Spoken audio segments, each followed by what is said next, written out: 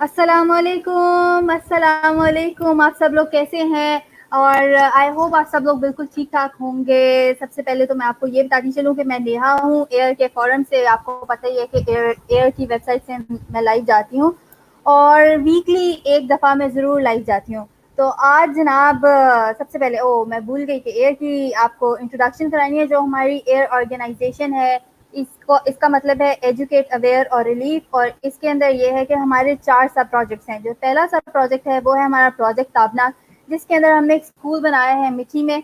और उसके अलावा हमने बहुत सारे स्कूलों को बेहतर किया है भावलपुर में। और इसके अलावा हम ये चाहते हैं कि मज़ीद आगे जो हमारी लोग हैं उनको हम अवेयरनेस देते रहें। और एक सेकंड रुकिएगा कि मैं अपने गेस्ट को इनवाइट कर लूँ। अच्छा जी, फिर उसके बाद आता है हमारा, हाँ, अवेयरनेस हम देते हैं अपनी ऑर्गेनाइजेशन के थ्रू। इसमें हम डिफरेंट कैंपेन्स लॉन्च करते हैं, वर्कशॉप्स अरेंज करवाते हैं और कॉन्फ्रेंसेज अरेंज करवाते हैं। फिर दूसरा हमारा प्रोजेक्ट है सीड्स ऑफ होप। इसके अंदर जो है हम लोग माइक्रो फाइनेंसिंग करते हैं, उन लोगों को फाइनेंस करते हैं जिन लोगों को ज़रूरत होती है फाइनेंसिंग की, उन लोगों की हेल्प आउट करते हैं जिन लोगों को ज़रूरत होती है इकोनॉमिकली स्टार्टअप्स के लिए। उन लोगों को हम थोड़े थोड़े से पैसे दे देते हैं ताकि वो आगे इसको लेकर के चल सके।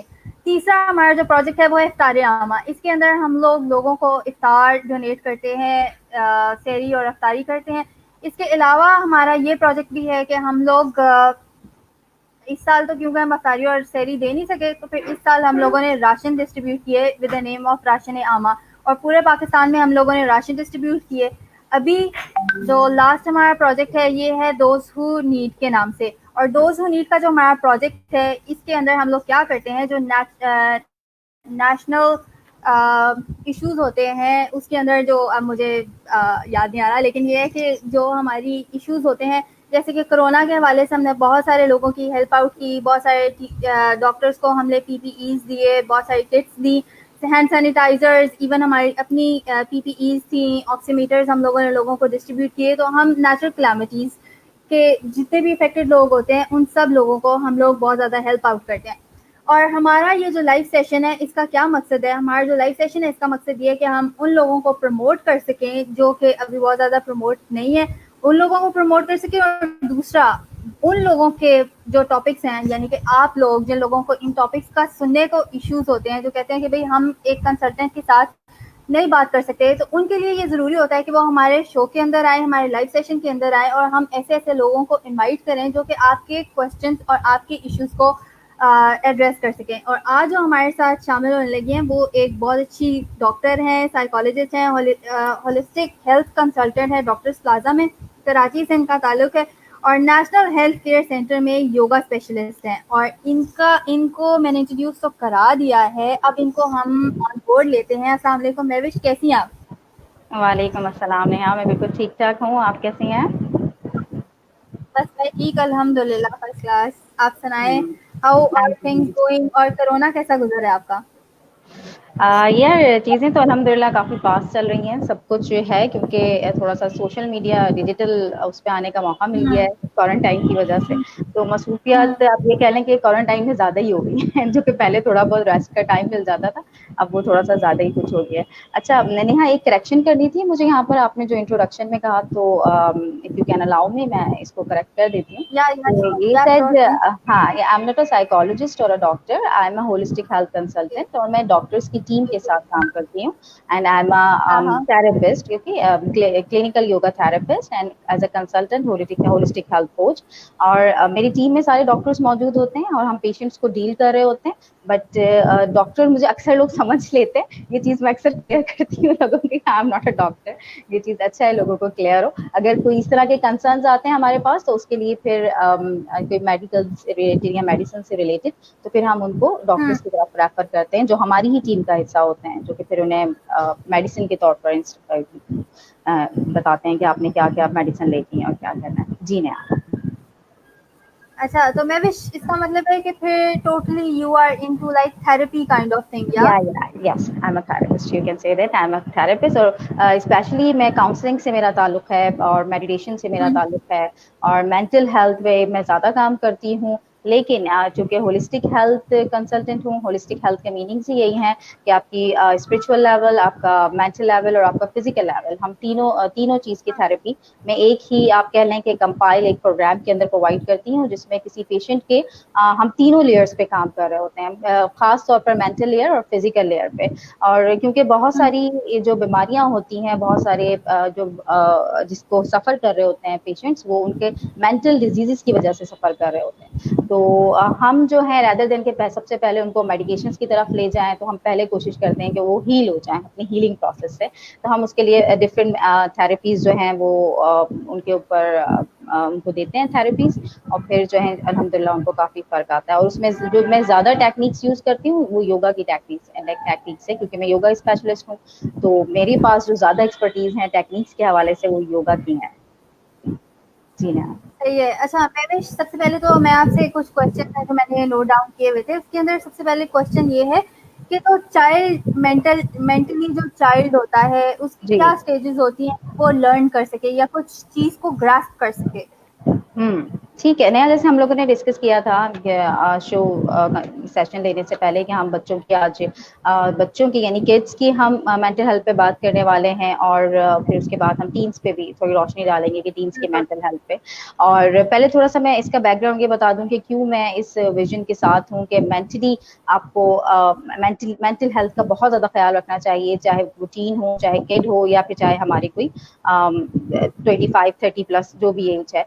तो क्योंकि जितनी मेरी रिसर्च है, जितनी मैंने इंफॉर्मेशन गैदर की है, उसके अंदर बहुत से मसाइल, चाहे वो सोशली मसाइल हों, चाहे वो इकोनॉमिकली मसाइल हों, चाहे वो ऑफिस मतलब आपके प्रोफेशनल मसाइल हैं, वो इंसान को फेस कर रहे होते हैं अपने मेंटल हेल्थ की प्रॉब्लम्स की वजह से, अपने माइंड के बिहेवियर्स की वजह से वो उन तमाम मसलों को फेस कर रहे होते हैं। लेकिन प्रॉब्लम ये है कि हमारे पास कोई इस चीज़ को इतना ज़्यादा आप ये कह लें अवेयर नहीं है, समझता नहीं है, और वो दूसरे जो मसाइल दिख रहे हैं उनका हल अलग तरीके से ढूंढने की कोशिश करता है, जिसमें वो फिर कामयाब नहीं हो पाता, क्योंकि मेन कॉज जो है वो कहीं ना कहीं मेंटल हेल्थ से रिलेट कर रहा होता है। तो इसकी यही वजह है कि मैं मेंटल हेल्थ को बहुत ज़्यादा प्रमोट करती हूँ, क्योंकि मेरा ये बिलीव है कि आपकी मेंटल हेल्थ जितनी ज़्यादा इंप्रूव होती जाएगी, आपके मसाइल, चाहे वो आपके प्रोफेशनल हों, चाहे वो आपके घरेलू मसाइल हो, चाहे वो आपकी सोसाइटी के मसाइल हों, वो खुद ब खुद ही एक वक्त के साथ साथ सॉल्व होते जाएंगे। अच्छा जी, एक बच्चों की उसकी आपने बात की कि बच्चों की क्या, अगर हम मेंटल हेल्थ से रिलेटेड बात करें, उनके क्या स्टेजेस होते हैं। देखिए एक बच्चा जब पैदा होता है उससे लेकर उससे 3 से 5 साल की एज तक उस बच्चे की आप ये कह लें कि ब्रेन की जो डेवलपमेंट होती है वो सबसे ज्यादा फास्ट होती है 3 साल से लेके 5 साल की उम्र तक। तो इसमें जो आप ये कह सकते हैं कि जो पेरेंट्स हैं उनको बहुत ज्यादा कंसर्न होना चाहिए अपने बच्चों की मेंटल हेल्थ से रिलेटेड। आप उसको इस सिंपल लफ्जों में, अगर हमारे ऑडियंस से सुन रहे हो उनको इजी लफ्जों में अगर हम समझाना चाहें, तो ये एक तरह से माइंड प्रोग्रामिंग का जो टाइम होता है ना, वो यही टाइम होता है आपके इस एज का। आप जिस तरीके से प्रोग्राम करोगे माइंड को अपने बच्चे की, वो आगे जाकर उसकी जो पूरी जिंदगी है वो उसी प्रोग्रामिंग के तहत ही हो पाएगी। अगर आप जो यानी कि इनपुट दे रहे हो उसको, आप जो इन्फॉर्मेशन डाल रहे हो उसके अंदर, आप जो नॉलेज डाल रहे हो उस बच्चे के अंदर, it's like a computer, your brain is like a computer. तो वो बच्चा 8 साल का जब हो जाएगा, 7 साल का जब हो जाएगा, या फिर उसके बचपन तक, या ये भी कह सकते हैं कि उसके बुढ़ापे तक उसके जहन में जो इफेक्ट रहने वाला है, और जहन पे इफेक्ट रहेगा तो यकीनन उसको किस चीज पे आएगा, उसके बिहेवियर पे आएगा, उसके तमाम बिहेवियर पैटर्न्स पे आएगा, जिससे कि वो सोसाइटी में मूव करता है, जिससे कि वो अपने प्रोफेशन में मूव करता है। वो सारी चीजें फिर उसके वहां पर इम्पैक्ट लाना शुरू हो जाती हैं, और वो उसके रिजल्ट्स के तौर पे सामने आ रहा होता है। तो मेन टाइम जो होता है एक बच्चे का, वो उसकी पैदाइश से लेके 3 से 5 साल तक की एज है, जबकि ये वो एज है जबकि पेरेंट्स के पास, मदर्स के पास, फादर के पास एक प्रॉपर ये टाइम होता है कि वो इस चीज को अवेल कर सकते हैं कि वो जितनी अच्छी इंफॉर्मेशन उस बच्चे के माइंड में डालेंगे, वो बच्चा उसी इंफॉर्मेशन को कंप्यूटर की लैंग्वेज में अगर मैं कहूँ तो आप जो काफी उसकी प्रोग्रामिंग होती है, और फिर बाद में वो एक डिफरेंट शक्ल के आपको सॉफ्टवेयर की शक्ल में आपको चीजें मिलती हैं। तो इसी तरीके से उस बच्चे की बाद में प्रोग्रामिंग इंफॉर्मेशन वही बेसिक होगी जो आपने उसको इस एज के अंदर दी है, और बाद में वो उस हिसाब से रिएक्ट करेगा। जैसे फॉर एग्जांपल अगर हम इसकी एग्जांपल दें ज़्यादा आसानी से और समझने के लिए, कि अगर हम बच्चे का, छोटा बच्चा है 1 साल का, 2 साल का, आप माइंड प्रोग्रामिंग से लोग ये समझ रहे होंगे भाई ये बच्चे, इतना छोटा बच्चा है उसको तो हम समझा नहीं सकते कुछ भी, या उसको पढ़ा तो नहीं सकते कुछ भी। तो इट्स अबाउट माइंड प्रोग्रामिंग। आपके जो ये सेंसेस होते हैं ना, ये खुदा ताला ने ये सेंसेस आपकी इंफॉर्मेशन को आपकी बॉडी के अंदर लेके जाते हैं। फॉर एग्जांपल जो आप सुन रहे हो वो इन्फॉर्मेशन का जरिया है जो कि आपके माइंड में जा रहा है, जो आप देख रहे हो वो इन्फॉर्मेशन का जरिया है जो कि आपके माइंड में जा रहा है। तो इन दो चीजों का मैं ये कहती हूँ कि बहुत ज्यादा ख्याल रखना चाहिए पेरेंट्स को, क्योंकि वो जो बच्चा सुन रहा है उसके कानों के जरिए जो आप उसको इन्फॉर्मेशन दे रहे हैं वो उसके माइंड में कहीं ना कहीं जाके, जिसको हम सबकॉन्शियस लेवल बोलते हैं, तो वो उस सबकॉन्शियस में जाके वो सब स्टोर होती है। एक उसका स्टोर रूम होता है सबकॉन्शियस माइंड का। तो वो सारी इन्फॉर्मेशन किस, वही अगेन मैं कहूंगी कि उसके माइंड, उसकी आंखों से जो वो देख रहा है और जो वो सुन रहा है, वो इन्फॉर्मेशन सारी उसकी स्टोर हो रही होती है, और फिर बाद में वही सारी स्टोर हुई हुई इन्फॉर्मेशन उसके रिएक्शंस में और उसके बिहेवियर्स में आती हैं। अगर आप ये चाहते हो आपका बच्चा बड़ा होने के बाद एक बहुत ही डिसेंट, एक वो सारी वही सारी स्टोर हुई हुई इन्फॉर्मेशन उसके रिएक्शंस में और उसके बिहेवियर में आती हैं। अगर आप समथिंग इज गोइंग रॉन्ग, आपको समझ, मेरी आवाज आ रही है नेहा सही? आ रही है, सही आवाज आ रही है। ओके वो थोड़ा सा रिपीट हो गया, मुझे ऐसा लगा मेरी आवाज मुझे आ गई थी। अच्छा जी, तो हम कहाँ पर थे कि वो बच्चा जो है वो पेरेंट्स अगर ये चाहते हैं कि भाई हमारा बच्चा बहुत ही तमीज वाला निकले, आप ये कह लें डिसिप्लिन में निकले, तो आप ये कभी भी आप एक्सपेक्टेशंस नहीं रख सकते कि अगर आप बचपन से उस बच्चे की माइंड प्रोग्रामिंग डिसिप्लिन वाली नहीं कर रहे, तो वो बच्चा कभी भी जो है वो बहुत मुश्किल है कि वो डिसिप्लिन वाला निकले। आप बाद में चाहे फिर जितना रोना पीटना डालते रहें कि हमारा बच्चा जी डिसिप्लिन में ही नहीं आता, हमारा बच्चा तो ऐसा है, और इसको तो जितना बोलो, ये जितना समझा लो और जितना इसको पढ़ा लो, इसके ऊपर तो इफेक्ट नहीं आ रहा होता। तो रीजन उस बच्चे की गलती, अगर साइकोलॉजिकल पैटर्न्स के पॉइंट ऑफ व्यू से देखा जाए तो उस बच्चे की गलती नहीं होती। गलती कहाँ पर है, मतलब मेन कॉज कहाँ पर है कि उस बच्चे की माइंड प्रोग्रामिंग के वक्त, जो कि इसके ये एज है, उस वक्त उसी को डिसिप्लिन को इतनी ज्यादा इंपॉर्टेंस नहीं दी गई। अब फॉर एग्जाम्पल, अब डिसिप्लिन की अगर हम बात करें तो डिसिप्लिन हर चीज में शो होता है कि आप उस बच्चे से कितना पोलाइट वे में बात कर रहे हो, आपका अंदाज तकल्लुम क्या है, आप किस तरीके से उससे बात कर रहे हो, वो अपने आस पास लोगों को एक दूसरे से बात करते हुए कैसा देख रहा है। अगर वो अपने आस पास लोगों को, चीजों को जो मेंटेन कर रहे हैं हम घर के अंदर, उनका उठना है, उनका बैठना है, इनफैक्ट की बॉडी लैंग्वेज, आपकी बॉडी लैंग्वेज कितनी डिसिप्लिन में होती है। आप घर में अकेले भी हो, समटाइम जरूरी नहीं है सारे लोग मौजूद हो, आप अकेले में भी होते हो, आप उस वक्त कितना डिसिप्लिन हो अपने बच्चे के सामने, कि आप अपने रूम में भी हो लेकिन उस प्राइवेसी में भी उस बच्चे के सामने आप कितना डिसिप्लिन के अंदर हो, किस तरह से उठ रहे हो, बैठ रहे हो। तो वो बच्चा जो देख रहा होता है from the very first day of his और हर बर्थ, वो उसकी प्रोग्रामिंग स्टार्ट हो जाती है। बल्कि अगर आप पीछे जाएं तो इससे पहले भी उसकी प्रोग्रामिंग स्टार्ट हो चुकी होती है, बिकॉज उसके हियरिंग सेंस जो है एक बच्चे में पैदाइश से पहले ही डेवलप हो जाते हैं। वो देख नहीं सकता लेकिन वो सुन सकता है बहुत सी चीजें। तो अगर हियरिंग पॉइंट ऑफ व्यू से बात करें तो जब एक माँ प्रेग्नेंट होती है तो उसके 3 to 4 मंथ्स के बाद ही उसकी हियरिंग प्रोसेस स्टार्ट हो गई, तो यानी कि आपको उस वक्त भी मोहतात हो जाना चाहिए इस सेंस को लेकर कि भाई आप, उस बच्चे की माइंड प्रोग्रामिंग हो रही है तो अपने आपस में जो बात कर रहे हैं, स्पाउसेस जो बात कर रहे हैं, घर के अंदर जो बात हो रही है, वो बहुत डिसिप्लिन में हो, क्योंकि वो बच्चा पूरी आवाजें सुन रहा है। फिर पैदाइश के बाद तो वो और ज्यादा, जाहिर सी बात है, वो तो देख भी रहा है फिर सुन भी रहा है, तो उस वक्त और ज्यादा मोहतात हो जाना चाहिए कि अगर आप में कोई यानी कि पेरेंट्स के ऊपर ना ये बड़ी जिम्मेदारी आ जाती है कि ठीक है, अगर अब बेबी होने से पहले तक अगर वो कहीं ना कहीं कुछ ऊपर नीचे कर भी रहे हैं, लेकिन बेबी होने के बाद वो और ज्यादा कॉन्शियस हो जाएंगे, अब हमने बिल्कुल सही से बात करनी है, अगर आप चाहते हैं कि उसकी प्रोग्रामिंग सही हो। तो बस यही चीजें आप 3 years 5 years तक तो जो वो बच्चा देखता रहेगा, सुनता रहेगा, तो इंशाल्लाह ताला उसी लिहाज से फिर उसकी माइंड प्रोग्रामिंग होगी। और थोड़ा सा अगर इसको और बताएं कि आप चाहते हो कि मेरा बच्चे में लीडरशिप स्किल्स पैदा हो, फॉर एग्जाम्पल ये जो बहुत सी हमने कहानियां सुनते हैं, बहुत से वाकयात हैं, बहुत बड़े बड़े ग्रेट वॉरियर्स गुजरे हैं हमारी हिस्ट्री के अंदर, चाहे पाकिस्तान की हिस्ट्री हो, चाहे इस्लामिक हिस्ट्री हो, आप उसमें देखिएगा नया, आपको भी सर्च कीजिएगा, उनके माओ के बारे में पढ़िएगा। हम लोगों की एक बड़ी हुआ है कि हम हीरोज के बारे में पढ़ लेते हैं लेकिन उनके पेरेंट्स के बारे में नहीं पढ़ते।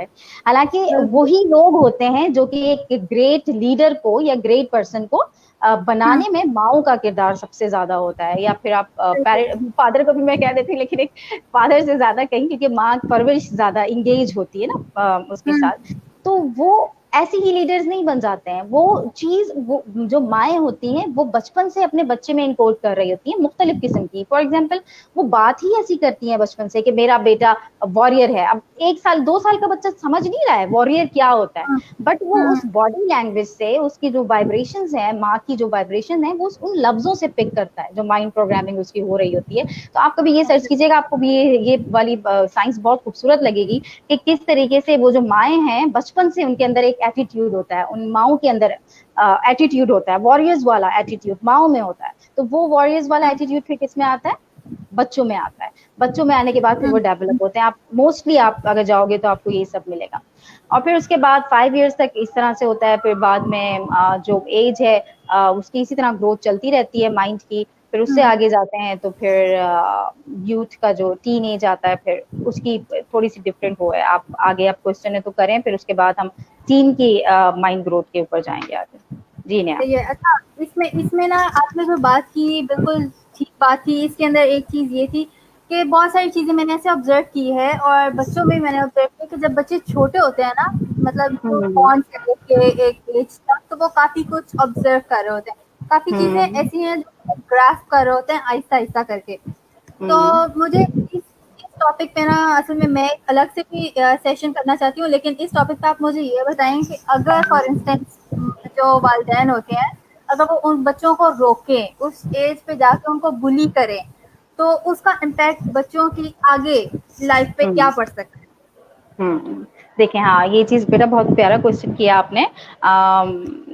जब बच्चों का ये वाला टाइम होता है ना, हम 5 इयर्स तक की अभी बात करते हैं, ये बुली करना, ये सब करना, तो ये तो आप जब टीन एज में जाते हो जब भी बहुत गलत रिजल्ट लेके आता है। लेकिन बचपन से भी एक जो छोटा बच्चा होता है उसकी जो सबसे बेहतर, वही मैंने डिसिप्लिन की बात करी ना, कि अगर आप बुली कर रहे हो, अगर आप कुछ कर रहे हो, तो एक तरीके से वो बुली करना आपका वक्ती गुस्सा होगा, लेकिन आपने क्या किया, आपने वो इन्फॉर्मेशन बच्चे के अंदर डाल दी।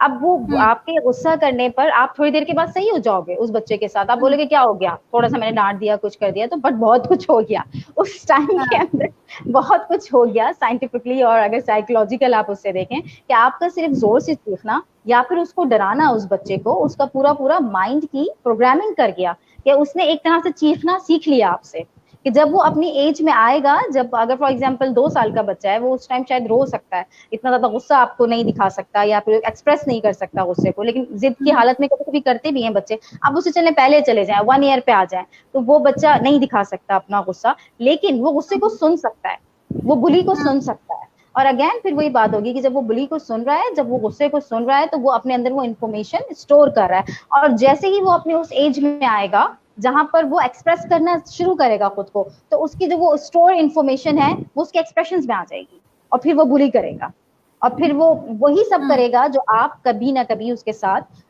करते रहे हैं। इसीलिए अगर आप चाहते हैं कि हम बच्चों की परवरिश जो है वो बहुत नाइस और पोलाइट वे में करें, और हमारे बच्चे बहुत प्यारे और पीसफुल और अंदर से बहुत डिसिप्लिन वाले निकले, तो हमें मतलब एक उसमें जो उनकी परवरिश का तरीका होगा वो बहुत लविंग होना चाहिए। वो बहुत, मतलब आप ये कह लें कि माँ बाप का ना सब्र का इम्तिहान होता है, आपको सब्र करना पड़ता है बहुत ज्यादा। आप कडल बच्चे को करो, कडल से मीनिंग ये है कि आप बच्चे को करीब रखें। माएँ वैसे भी करती हैं, लेकिन कुछ माएँ होती हैं जो मैंने देखा है कि अवॉइड करती हैं, लेकिन इसका बहुत ज्यादा असरात होते हैं जो आपके बच्चे पे पड़ रहे होते हैं। बच्चे को सीने से लगाना, उसको प्यार करना, उसको प्यार से सहलाना, छोटा बच्चा भी हो, क्योंकि आपकी बॉडी की जो वाइब्स हैं, जो पॉजिटिव वाइब्स हैं, जो खासकर माओ में होती हैं, तो वो पेरेंट्स में भी होती हैं। और फिर पेरेंट्स के बाद अगर देखा जाए तो जो करीबी रिश्ते खाला वगैरह होते हैं, उनमें भी वो एक अल्लाह ताला ने कुछ वाइब्स ऐसी रखी हैं कि वो कडल करते हुए एक हीलिंग प्रोसेस का काम होता है। खासकर जब बच्चा किसी तकलीफ में हो, जब परेशानी में हो, बच्चा रो रहा है या कुछ कर रहा है, तो उस वक्त कडलिंग बड़ी उसके लिए इंपॉर्टेंट होती है, कि आप उसको किस तरीके से सीने से लगा रहे हो, उसको प्यार कर रहे हो। बड़ी, कुछ लोग बोलते हैं भाई हमसे नहीं होता ये सब कुछ, हम नहीं करते, ये कुछ अजीब सी वो है, मतलब मैंने देखा है कुछ लोगों को ऐसे भी। तो ये बड़ी इंपॉर्टेंट चीज है, इस मोहब्बत के इजहार को, इसको इजहार किया जाए, और कंफर्टेबल रखें उसको, बिल्कुल कंफर्ट जोन के अंदर रखें। बिल्कुल इस बच्चा अगर करता भी है कोई चीजें गलत, तो जस्ट इग्नोर दिस, और बहुत प्यार से उसको डील करें। रीडिंग की हैबिट शुरू में ही डालें। फॉर एग्जाम्पल जैसे बच्चा देखना शुरू करता है जब, तो उसको पहचान जो करवाते हैं, फॉर एग्जाम्पल जैसे कि ये कार है या फिर ये कैट है, जब बच्चे को समझ आना शुरू हो जाए, जब वो देखने, जब उसकी आई सेंसेस हैं देखने वाली, वो जब उसकी समझदारी पे आ जाए तो उसकी रीडिंग स्टार्ट करें, तो फिर इस तरह से उसकी माइंड प्रोग्रामिंग अच्छी होती है। जी नेहा। अच्छा, एक क्वेश्चन है यहाँ पे, दो क्वेश्चन है, दोनों कंबाइन कर देती हूँ। पहला क्वेश्चन ये है कि बच्चों को किस उम्र में स्कूल जाना चाहिए, और दूसरा हम्म ये है कि आजकल के बच्चे जो हैं वो मोबाइल के बगैर खाते पीते नहीं हैं। तो इसका हम्म। आप हमें क्वेश्चन का आंसर दे दें। ये बहुत ही मतलब ऐसे सवाल है कि इसके ऊपर ना सारे सफर कर रहे हैं आजकल, बड़े मुश्किल है, लेकिन इसका देखें हम कोई बैलेंस हल बता सकते हैं इसको। हम बिल्कुल ये नहीं कह सकते कि बिल्कुल ही आप ये नहीं कह सकते कि मोबाइल फोन्स को यूज ही ना करें। अच्छा, पहला वाला सवाल आपने क्या किया था, किस एज में स्कूल में जाना चाहिए बच्चों को? स्कूल जाना चाहिए।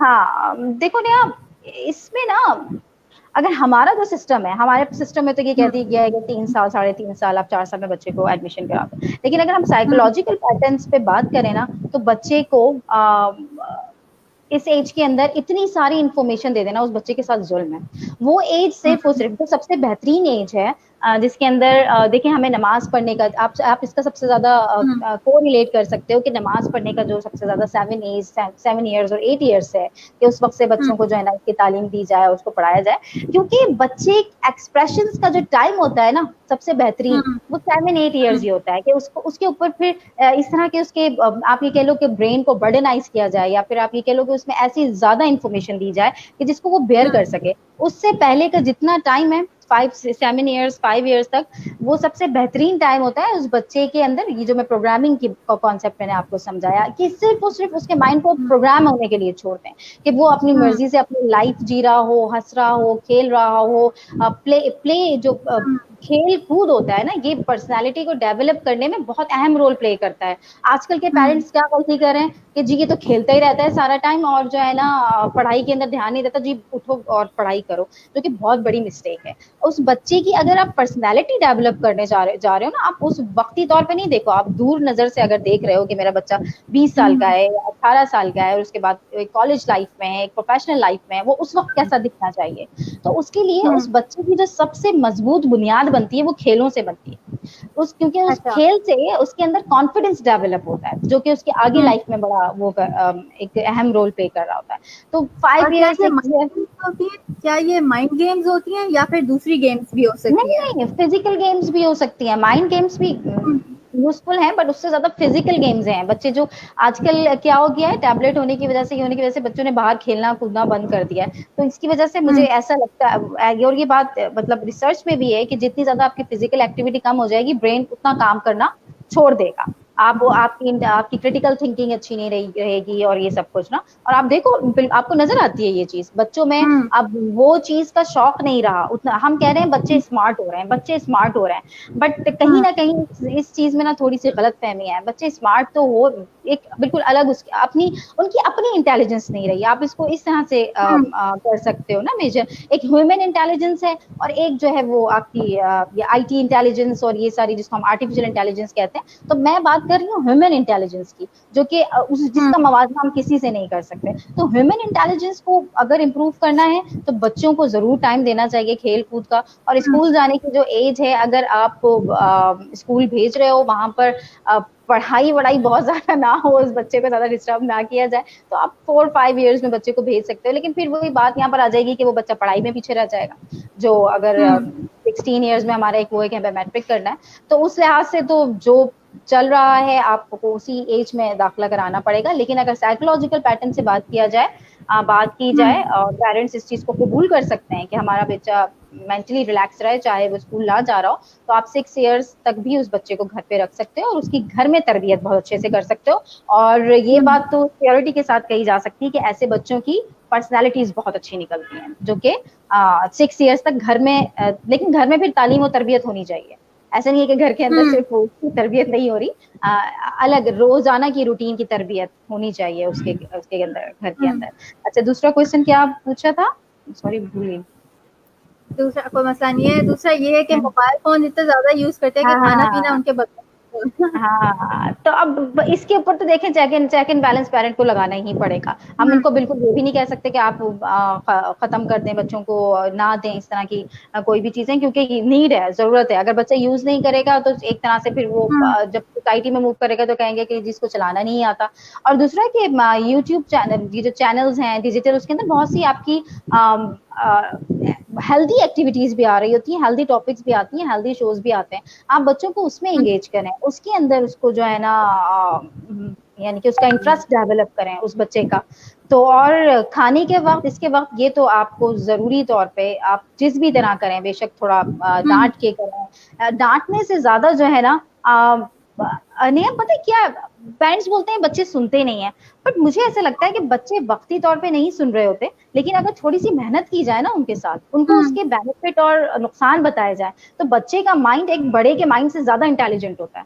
वो फौरन समझ हम्म, जाता है कि हाँ ये वाली बात सही है, तो शायद वो उस वक्त ना सुने, लेकिन आप मुस्तकिल उसकी ब्रेन की ये स्टॉर्मिंग करते रहोगे ना, तो तीसरी चौथी हम्म, बार में उसके ऊपर रिजल्ट आएगा। वो कहेगा कि ठीक है मैं खाना खाते हुए नहीं देखूंगा। तो आप इसको ट्राई करके देखें, आप हार ना माने, आप मुस्तकिल डांटने से ज्यादा उसको समझाते रहें, उसको न, मतलब कोई खतरनाक, आजकल तो उसके ऊपर इतनी चीजें आ रही हैं कि जो यूज कर रहे हैं उनके ब्रेन के साथ क्या हो रहा है, उसको डरावनी चीजें दिखाएं बच्चे को कि आप देखोगे तो आपकी आंखें खराब हो जाएंगी इस तरह से।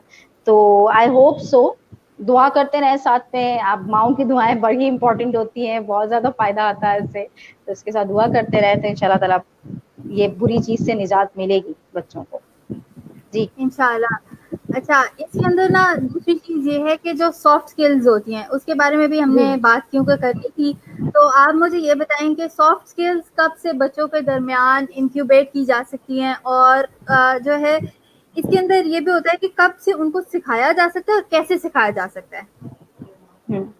अच्छा नेहा, सॉफ्ट स्किल्स तो वही सॉफ्ट, जिसके मैंने अपने और भी सेशंस में जिक्र किया है।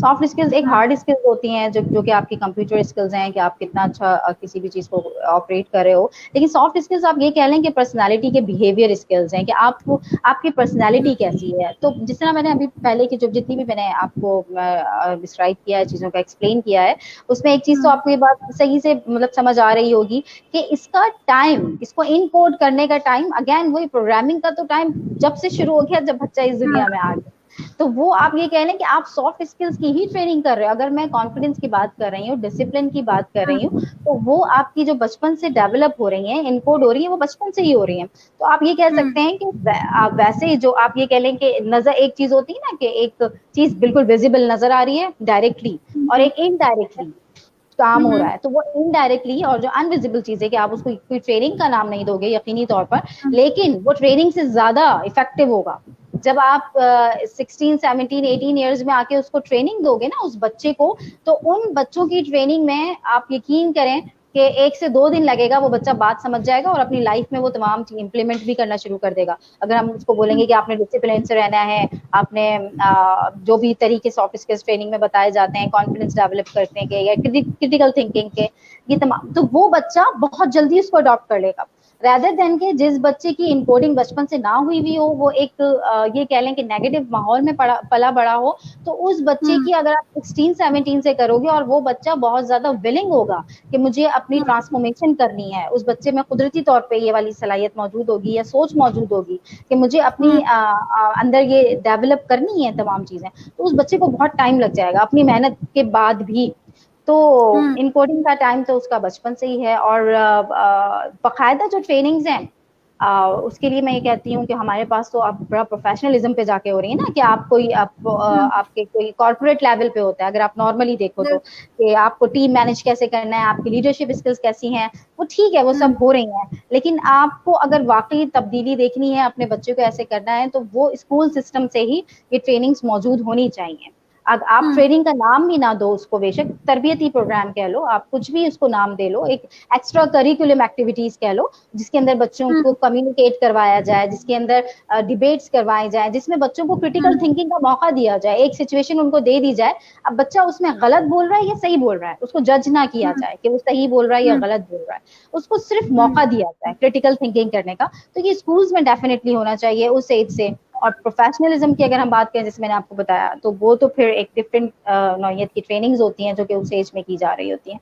तो मतलब इस बात से ये साबित हुआ कि हम बचपन से ही शुरू कर सकते हैं ट्रेनिंग का मरहला, बस उसकी शक्लें मुख्तलिफ होंगी। बचपन से एक अलग शक्ल है ट्रेनिंग की, उसके बाद यूथ आपकी जब टीन एज आ गई जब एक अलग शक्ल है, और फिर जब आप एक अपने प्रोफेशनल लाइफ में आ गए तब एक अलग है। लेकिन जो बचपन से आप करोगे ना, तो फिर आपको वो कॉर्पोरेट लेवल पे जाके आप लीडर बन चुके होगे उस एज तक, आपको ट्रेनिंग की जरूरत नहीं होगी इंशाल्लाह, अगर आप बचपन से ये सिलसिला स्टार्ट कर दोगे। जी नेहा। महविश, इसके इसके अंदर एक क्वेश्चन ऐसा भी आता है कि जैसे बच्चे जो गेम्स वगैरह खेल रहे होते हैं, माओ को चाहिए कि बचपन से उनको ये बताएं कि आज आपने नया क्या सीखा।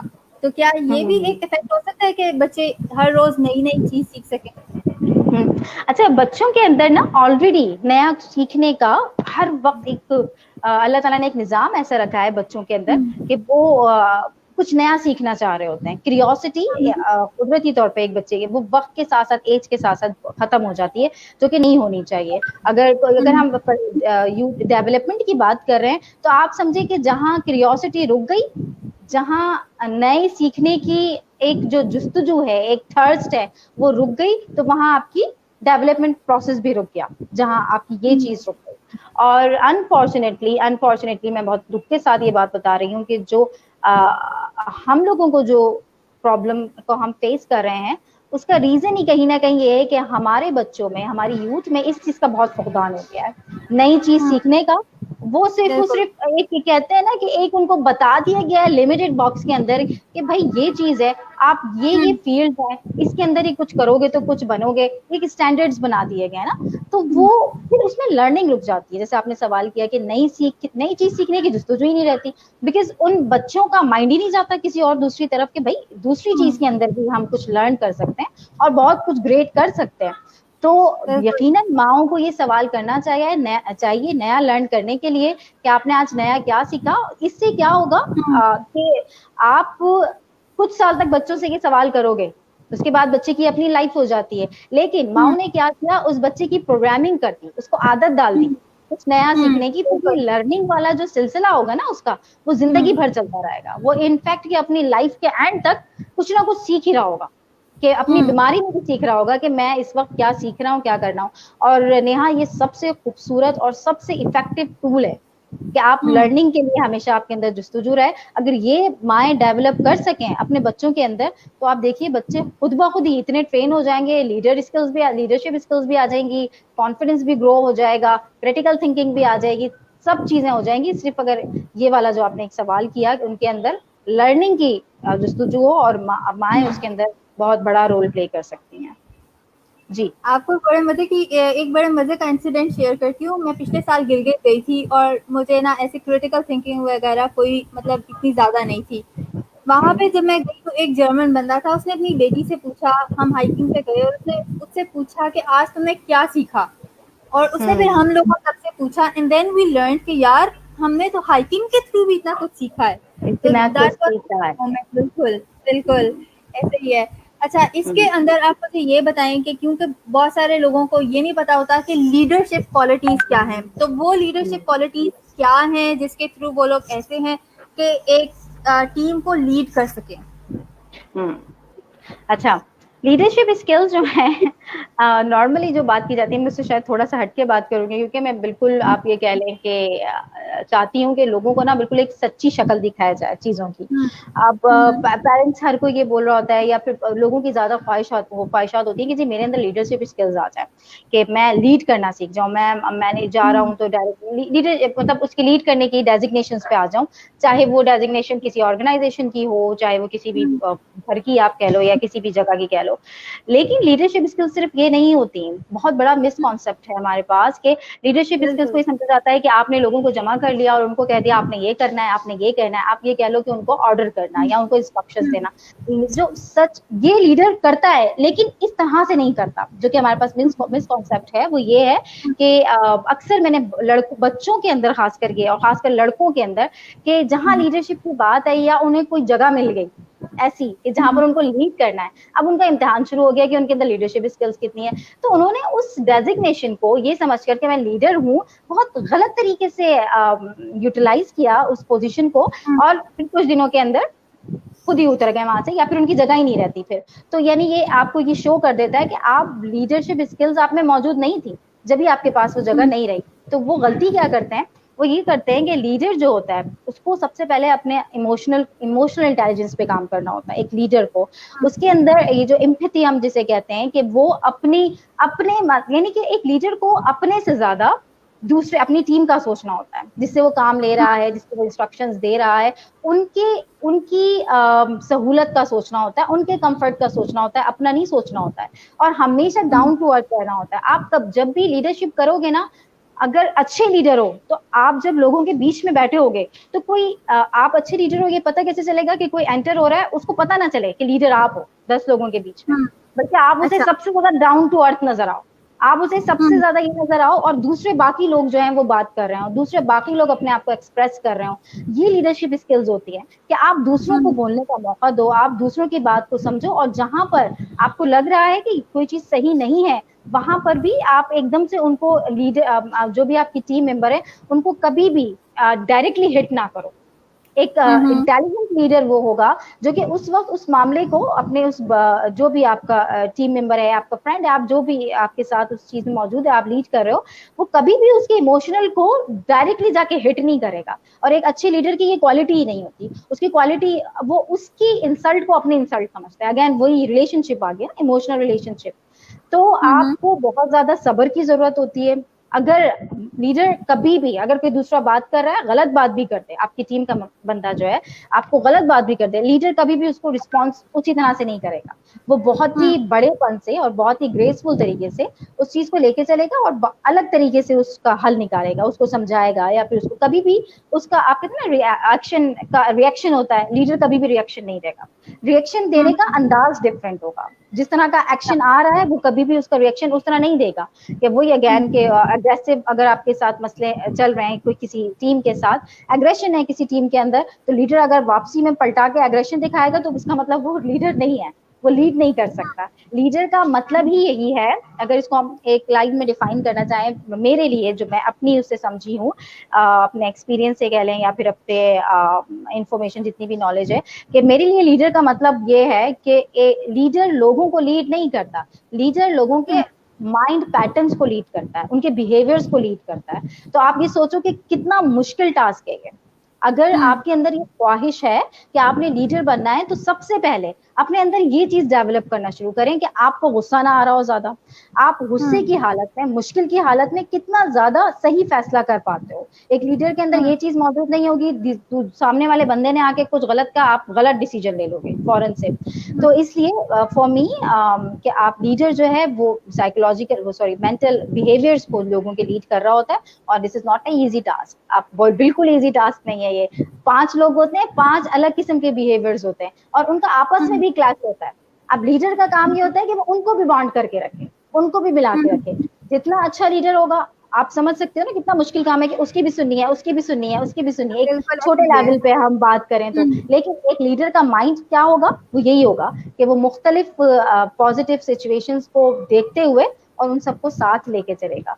तो लीडरशिप स्किल्स यही होती हैं। तो इसको बिल्कुल इस चीज से ना मिला कि हम लीडर कहीं बन जाएंगे तो हम इजी टास्क है, और हमें नहीं, लीडरशिप स्किल्स, लीडरशिप का जो पोजीशन होती है वो हमेशा बहुत मुश्किल होती है, इसको अच्छा वो निभाना बेहतर तरीके से। तो अपने अंदर ये स्किल्स डेवलप करें, लीडर खुद बन जाओगे, आपको जरूरत नहीं होगी ट्रेनिंग की, अगर आपने ये स्किल्स डेवलप कर ली तो। जी हाँ। अच्छा, इसके ऊपर हमने तो वैसे काफी बात करनी थी, लेकिन क्योंकि हमारे पास वक्त थोड़ा सा कम है, और मैं चाहती हूँ कि मैं मेडिटेशन और योगा के ऊपर भी बात करूँ। तो मुझे आप ये बताएं कि मेडिटेशन बेसिकली, क्योंकि बहुत सारे लोगों को ये नहीं पता होता कि मेडिटेशन है क्या, तो आप उसके बारे में हमें बताएं कि मेडिटेशन क्या है। मेडिटेशन जी, लोगों को बहुत ही अगेन इसका कॉन्सेप्ट समझ नहीं आता कि मेडिटेशन और मुराकबा क्या चीज़ है। सिंपल लफ्जों में, आसान लफ्जों में अगर कहें लोगों को, ताकि बात इजी समझ में आए, कि मेडिटेशन एक टूल है आपका अवेयरनेस लेवल और आपका कॉन्शियस लेवल और आपका फोकस बढ़ाने का। अब ये क्यों इम्पोर्टेंट है लाइफ के अंदर, क्योंकि आप जिंदगी में जो भी परफॉर्मेंस दे रहे हो, जहां जहां जो भी परफॉर्मेंस दे रहे हो, चाहे आप घर के अंदर एक बेटी की परफॉर्मेंस दे रही हो, चाहे आप अपने किसी ऑर्गेनाइजेशन के अंदर कोई एक अगेन लीडिंग पोजीशन पे आप परफॉर्मेंस दे रही हो, या फिर एज अ ह्यूमन बीइंग हम कह लें, एज अ इंसान आप जो जितने भी आप टास्क अंजाम दे रहे हो, उस सब में कहीं ना कहीं आपका माइंड इन्वॉल्व है। आपका कॉन्शियस लेवल और अवेयरनेस लेवल जितना ज्यादा बड़ा हुआ होगा, आपकी परफॉर्मेंस उतनी ज्यादा बेटर होगी, उतना ज्यादा बेहतरीन आप परफॉर्म करोगे। अगर आप एक स्टूडेंट हो तो आपकी जो एजुकेशन, मैं ये नंबर्स के पॉइंट ऑफ व्यू से बात नहीं कर रही, मैं मतलब आपकी जो परफॉर्मेंस है दूसरी एजुकेशन के अंदर, आप चीजों को समझना ज्यादा शुरू कर दोगे। और आप घर पे हो तो घर के अंदर अपने जो मसाइल हैं उनको बहुत फोकस करके अच्छे से लीड कर सकते हो, घर को बहुत अच्छे से लीड कर सकते हो। अपने ऑफिस के अंदर हो, एम्प्लॉय हो, तो अपने जो काम के जो आपको टास्क मिलते हैं उनको बहुत अच्छे से परफॉर्म कर सकते हो, अगर आपका कॉन्शियस लेवल, अवेयरनेस लेवल और आपका फोकस लेवल डेवलप हो चुका हो। और नॉर्मली होता ये है कि हमारी ये चीजें डिस्टर्ब हैं, हमारा कॉन्शियस लेवल जो है वो उस लेवल का नहीं है जो कि किसी इंसान का एक अच्छी वेल बीइंग या कह लें आप, या फिर एक बेटर लाइफ कह लें, या फिर एक क्वालिटी लाइफ कह लें। तो उसके लिए जो एक जरूरत होती है एक कॉन्शियस लेवल की, अवेयरनेस लेवल की, वो हमारे माइंड पैटर्न्स की वजह से हम लोग कहीं ना कहीं वो खो चुके हैं। हम लोग डिफरेंट किस्म की दूसरे मसाइल में इतना उलझे हुए हैं कि हमारा अवेयरनेस लेवल, फोकस लेवल वो नहीं रहा जो कि होना चाहिए। तो मेडिटेशन करके हम अपने उस अवेयरनेस लेवल को, जो कि हर इंसान में सलाहियत है, अल्लाह ताला ने हर इंसान को वो फोकस लेवल दिया है कि वो हर अपने माइंड इंटेलिजेंस को यूज करते हुए किसी भी चीज की परफॉर्मेंस बहुत हाई कर सकता है। सिर्फ और सिर्फ जरूरत इतनी है, जैसे अब मैं एक एग्जांपल दूं कि अगर कोई बैटमैन है या फिर कोई स्पोर्ट्स मैन कह लें जो ओलंपिक्स खेलते हैं, तो वो जो ओलंपिक्स के जो गोल्ड मेडलिस्ट होते हैं, वो उनके अंदर क्या चीज ऐसी होती है जो कि दूसरों से ज्यादा मुनफरिद होती है? सिर्फ और सिर्फ उनका अवेयर होना, उनका कॉन्शियस होना, उनका अवेयर होना उस लम्हे से जब वो अपना कोई भी गेम खेल रहे हो या अपना कोई भी शॉट दे रहे हो। क्योंकि उनका अवेयरनेस लेवल बहुत हाई हो चुका होता है, वो ट्रेन इतना कर चुके होते हैं कि वो उस चीज की परफॉर्मेंस सबसे बेस्ट देते हैं, सब लोगों से बेस्ट देते हैं, तो उससे वो गोल्ड मेडलिस्ट हो जाते हैं। बिल्कुल इसी तरीके से जिंदगी के अंदर, हर शोबे के अंदर आप जितना ज्यादा अवेयरनेस आपकी बड़ी होगी, उतना ज्यादा आप परफॉर्मेंस आपकी बेहतर होगी। और मेडिटेशन एक बहुत अच्छा टूल है, इट्स जस्ट अ टूल। ये कोई आप कह लें कि लोगों को पता नहीं क्या अजीब अजीब से कॉन्सेप्ट हैं इसको लेकर, ये सिर्फ और सिर्फ एक टूल है। टूल अगेन मैं इस सेंस में कह रही हूँ कि जैसे अगर आपको पंखा ठीक करना है या कोई चीज खराब हो गई है उसको सही करना है, तो आपको एक टूल की जरूरत होती है, आप जिससे उसकी करेक्शन करते हो, सही करते हो। तो इसी तरह से ये एक टूल है जिससे आपका माइंड जो इधर उधर डिस्टर्ब हुआ हुआ है उसको आप वापस अपनी जगह पे लेके आ सकते हो, के लाने की कोशिश कर सकते हो जरूर। जी ने आप। अच्छा, और इसके योगा भी अंदर आप, यही पार्ट है। योगा भी यही है। अच्छा, इसके अंदर ये है कि मेडिटेशन के बारे में ये भी कहा जाता है कि जाहिर है कि जब आप अकेले बैठे होंगे तो आप अपने आप से जब बातें कर रहे होंगे और जब आप अपने बारे में सोच रहे होंगे तो उसके अंदर आप बहुत सारी नेगेटिव थॉट्स भी आती रहती हैं आपके अंदर। तो उन नेगेटिव थॉट्स को आप कैसे ओवरकम कर सकते हैं? देखिए, ये दो चीजें आपने जो बात की है ना, नेगेटिव थॉट्स, इसको हम सेल्फ टॉक कहते हैं। आपको मेरी आवाज आ रही है? बिल्कुल आवाज आ रही है। आई थिंक यहाँ मेरे पास जो है ना वो लाइट चली गई है। कोई नहीं, मुझे पता है कराची के अंदर हाँ ऐसे ही होता हाँ, है। बट वो नेट सोना चल रहा है मैंने बिकॉज कराची अभी की। मैं बात करूं इसी तरह से, हाँ जी, आप सुन तो हाँ जी, हाँ सकते जी, हैं बोलो। ना आप? तो बिल्कुल बिल्कुल। हम बात कर रहे थे कि जो दो आपने सेल्फ टॉक की जो बात की, कि सेल्फ टॉक है और जिसमें आपकी नेगेटिव थॉट्स भी आ रही होती हैं मुस्तकिल आपको कि आप वो, तो ये सेल्फ टॉक को पॉजिटिव सोचना, ये अगेन आपकी माइंड प्रोग्रामिंग के अंदर आ जाती है कि जितनी ज्यादा इन्फॉर्मेशन आपकी पॉजिटिव होगी ना बचपन से, उतनी ज्यादा आपकी थॉट्स क्लियर होंगी, उतनी ज्यादा आपकी पॉजिटिव थिंकिंग खुद ब खुद आपकी सेल्फ टॉक जो है वो पॉजिटिव रहेगी। और जितनी ज्यादा इन्फॉर्मेशन नेगेटिव होगी आपके अंदर, आपकी जो थॉट्स क्रिएट होंगी वो उतनी नेगेटिव होंगी। तो उसके लिए, तो अगर आप थॉट को अपने कंट्रोल करना चाहते हो तो उसके लिए सबसे बेस्ट तरीका ये है कि जो भी इन्फॉर्मेशन आप बचपन से अपने बच्चे को दे रहे हो, या अब आप इस एज में हो कि आप अपने आप को चाहते हो कि मेरे अंदर हमेशा सेल्फ टॉक जो है वो पॉजिटिव रहे, तो आप अपने इन्फॉर्मेशन को पॉजिटिव कर दो। बस जो भी सुन रही हो, जो भी देख रही हो, वो पॉजिटिव होना चाहिए। नेगेटिविटी से जितना दूर रहो, आपकी सेल्फ टॉक खुद ब खुद बेहतर हो जाएगी। अच्छा, मेडिटेशन की जो आपने बात की, देखिए मेडिटेशन तो नाम ही इस चीज का है कि आप, वो ये नाम नहीं है कि आपने पॉजिटिव को नेगेटिव को पॉजिटिव करना है, ये मेडिटेशन नहीं है। मेडिटेशन सिर्फ ये है कि आप उस लम्हे से, उस वक्त से अवेयर रहो और वॉच करो, सिर्फ और सिर्फ। अगर और इससे आपको ये भी पता चल जाएगा कि आपको कितनी नेगेटिव थॉट्स आती हैं।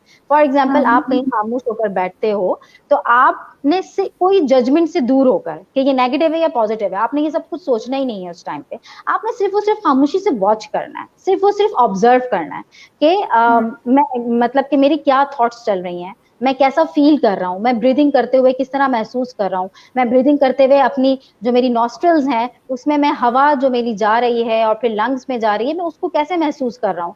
ये सही और गलत मेडिटेशन में इस पे नहीं जाना, वो फिर आप बाद में जा सकते हो कि क्या चीज किस तरह से हो, सही आ रही थी, गलत आ रही थी, लेकिन एट दैट टाइम आपने कोई गलत, कोई जजमेंट्स को बिल्कुल दूर रख देना है अपने आप से, सिर्फ वॉच करना है।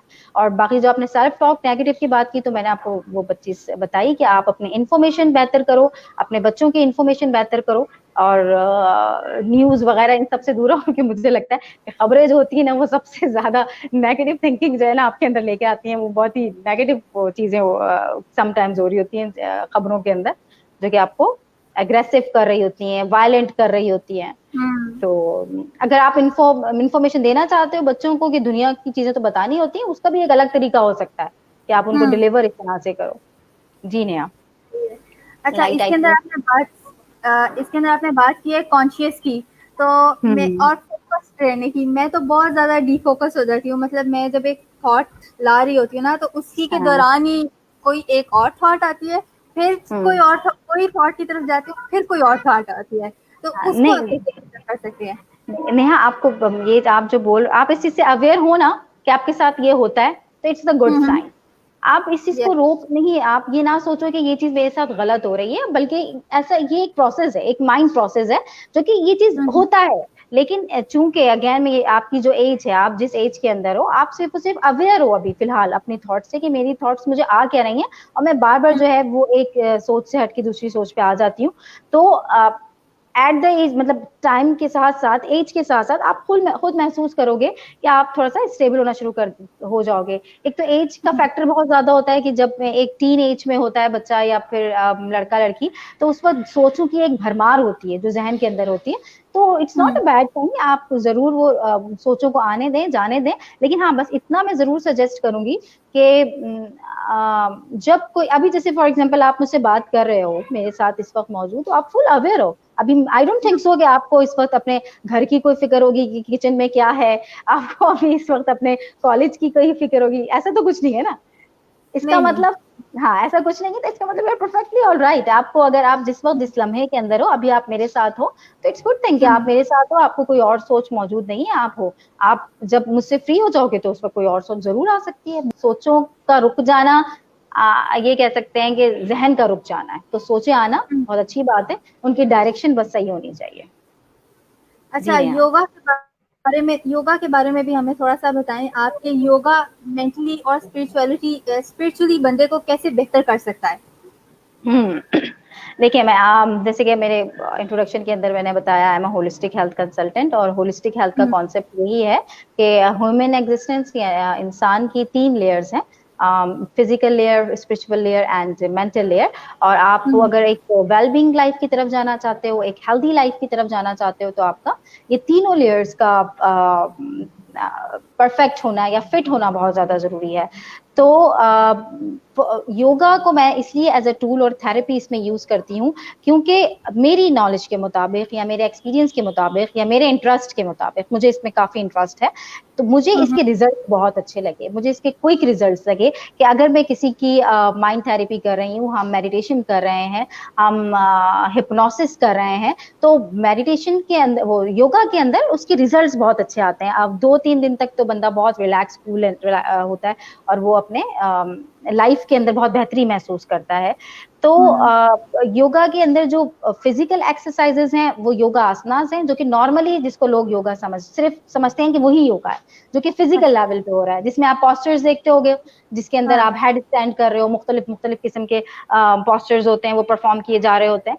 तो वो आपका फिजिकल लेवल है कि आप फिजिकली अपने आप को हेल्दी और फिट कर रहे हो जितने ज्यादा। और चूंकि इसमें आप बहुत ज्यादा बॉडी को स्ट्रेस नहीं दे रहे होते, एक बल्कि गुड स्ट्रेस स्ट्रेस दे रहे होते हो, बहुत ज्यादा बैड स्ट्रेस नहीं दे रहे होते, इसलिए मुझे योगा पसंद है। उसके इफेक्ट बहुत अच्छे आते हैं क्योंकि आप बिल्कुल एक मेडिसिन की तरह योगा का परफॉर्म कर रहे हो। तो एक चीज बस मैं यहाँ पर हाईलाइट करूंगी कि फिजिकल लेवल पे योगा करने के लिए आपकी कुछ लिमिटेशंस होती हैं, तो हर कोई परफॉर्म करने से पहले जरूर कंसल्ट करे योगा किसी स्पेशलिस्ट से। अगर किसी को कुछ प्रॉब्लम हो तो कुछ कुछ चीजें उनको मना की जाती हैं कि आपने कौन से पोज करने हैं, कौन से नहीं करने।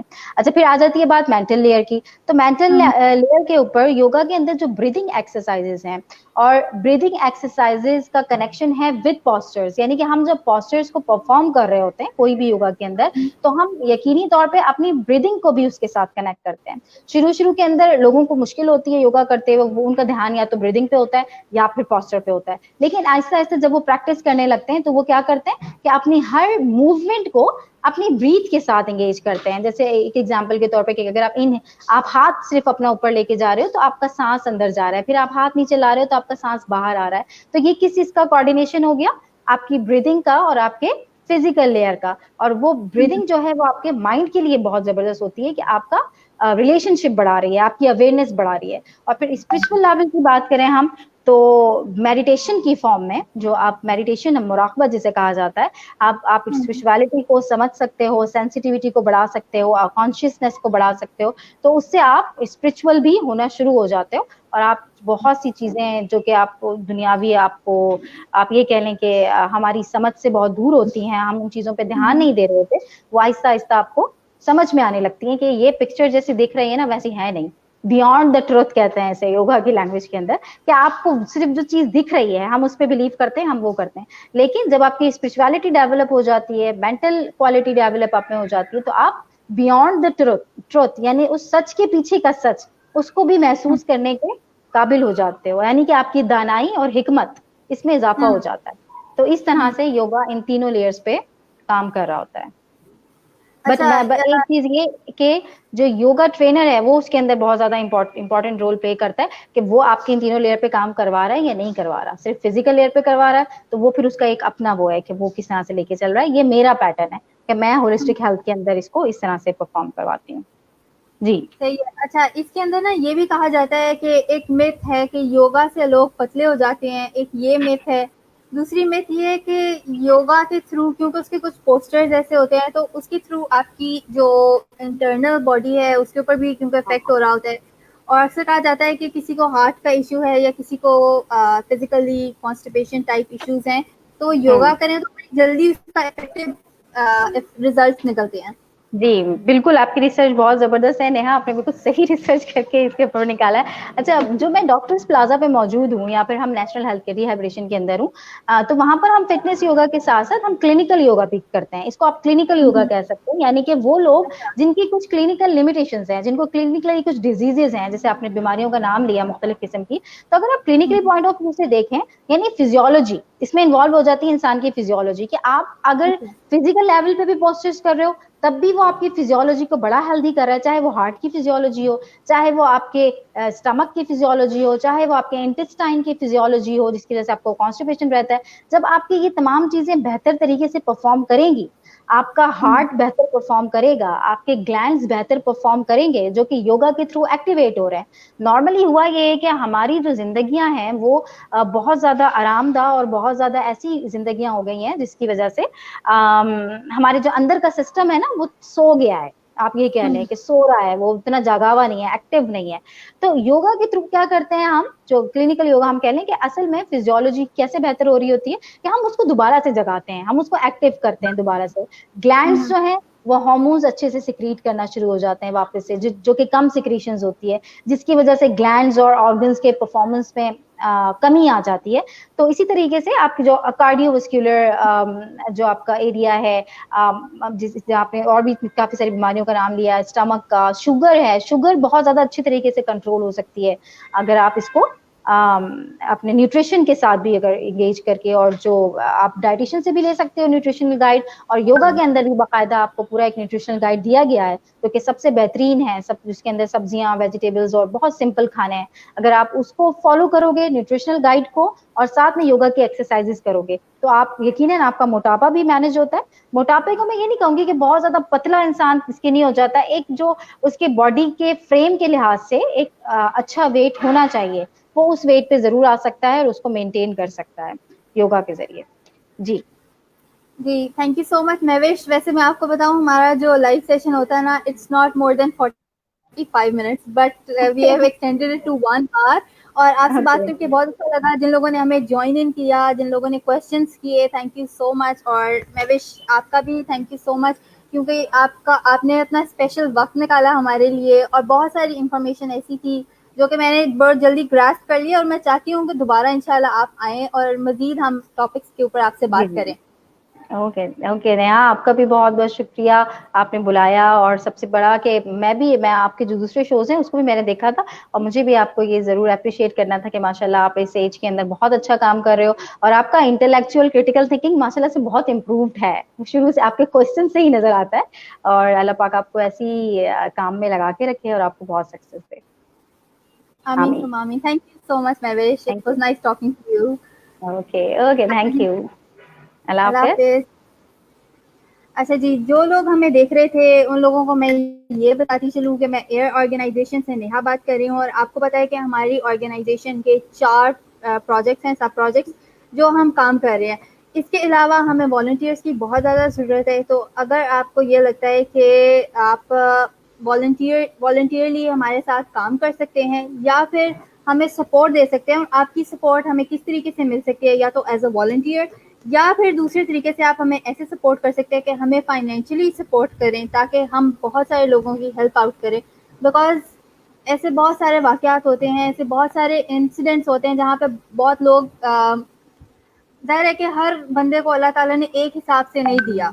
तो हम चाहते हैं कि हम हर बंदे की हेल्प आउट कर सकें, और आप हमारे इस काविश में हेल्प आउट कर सकते हैं। एयर ऑर्गेनाइजेशन पे पेज के ऊपर दोज हू नीड के ऊपर हमारे अकाउंट नंबर्स लिखे हुए हैं, आप हमें दे सकते हैं, डोनेशंस दे सकते हैं। And thank you so much. इंशाल्लाह नेक्स्ट वीक दोबारा हमारी मुलाकात होगी। और नेक्स्ट वीक हमारे गेस्ट अभी तक फाइनलाइज्ड हैं, लेकिन मैं अभी उनके बारे में बताऊंगी नहीं, क्योंकि एक दफ़ा फाइनलाइज्ड हो जाए फिर फ्लायर्स आ जाएंगे, फिर इंशाल्लाह ताला उसके थ्रू आपको ज़्यादा अच्छी इंफॉर्मेशन मिल जाएगी। Hope to see you soon इंशाल्लाह। अपना बहुत सारा ख्याल रखें। इंशाल्लाह अगले हफ्ते फिर आपसे मुलाकात होगी। अल्लाह हाफिज।